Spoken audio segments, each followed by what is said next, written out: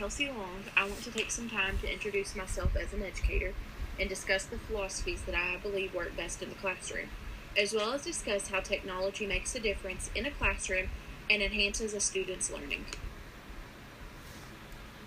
A smartboard is an interactive whiteboard. An article from www.governorsolutions.com discusses how smartboards are leading towards more collaborative and creative students. This board allows for students to view pictures in a way they never have before, like adding notes to the pictures while still being environmentally friendly. They're able to play educational games as a class versus only individually in the computer lab. This board also gives students and teachers a chance to collaborate together as a class versus only the teacher and one student at a time. One of my favorite ways to use the smartboard is with graphs. For example, the teacher pulls up a graph for that particular lesson, and the students are able to draw a line and evaluate the graph with the rest of the class. This board is capable of so much, but in my opinion, the best thing about the smartboard is that it brings the class together and helps to improve the students' collaboration techniques, which is a crucial life skill. Since graduating high school in June of 2013, I have worked in the child development and education field. I spent 3 years at a local learning center teaching pre-K. I then later moved to a private school, and I now assist in the classroom with grades 6 through 12. No matter what age I work with, though, there is a common theme. Children are voiceless. Yes, they talk, they're really good at talking, but they need someone to speak for them and make sure they are being given the same opportunities as the next student, despite their background. As an educator, it is my main goal to always be an advocate for my students. A few of my hobbies include reading, cooking, and volunteering. I hope to be able to incorporate all 3 of those into my classroom. There is always going to be diversity in the classroom as well in every situation in one's life. How can we use technology, though, to bring students together? I'm going to go back to the topic of smartboards for this. Let's say you're teaching a math lesson for the class. Of course, each student is going to be on a different level, so why would you even work the problems together as a class? Again, it opens up a door for collaboration. Student A doesn't understand the problem, is able to work the problem on the smartboard until they're stuck. And then student B is able to come up, show them where maybe they got sidetracked, and continue the problem. And then allowing for the entire class to see it. This concept goes for all technology in the classroom.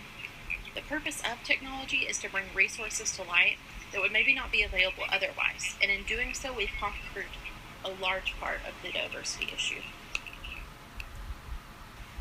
As an educator, it is our job to incorporate every necessary tool that is crucial to our students' success. Technology is one of the biggest tools.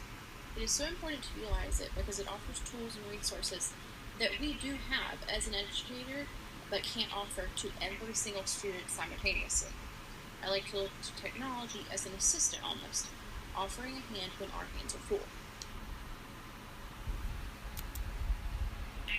I love the theory of educational technology.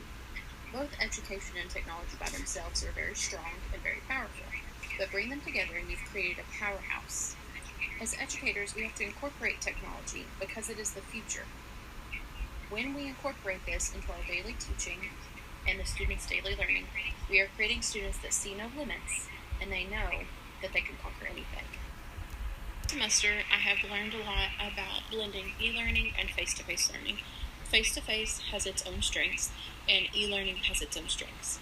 And we can then blend these together, creating a powerhouse of learning, still having the face-to-face concept, the consistency, but also giving students the freedom of e-learning and taking their own time to achieve progress.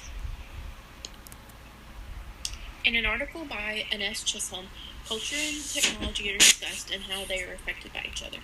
The author says that in order for us to bridge the gap between technology and culture, educators have to be educated on how to approach the different cultures.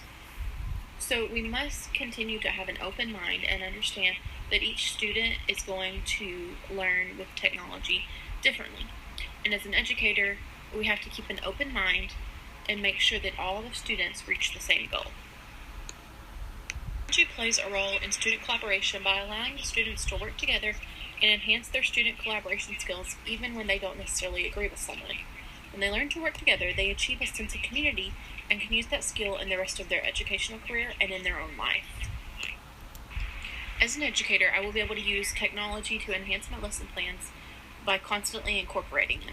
A few ways to do that would be interactive games, online homework, and allowing students to work independently with the resources that they need, either on a tablet or a computer. Thank you for taking the time to listen to this presentation. It is my goal as an educator to be a student's advocate always, and to ensure that they meet the goals we have set for them.